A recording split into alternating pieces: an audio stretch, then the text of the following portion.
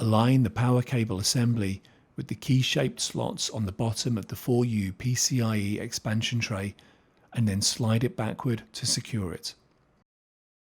Fasten the captive screw on the module to secure it to the expansion tray.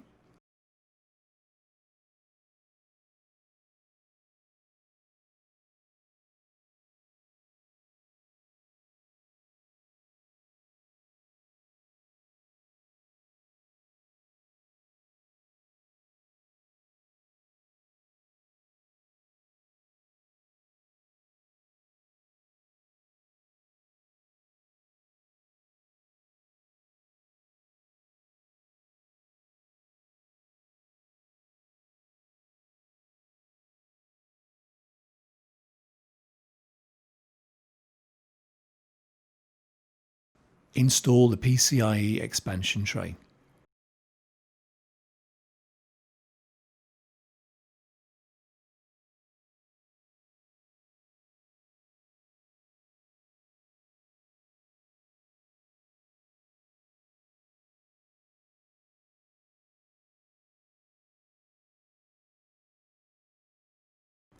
Install the chassis air baffle and the PCIe riser cages or fillers.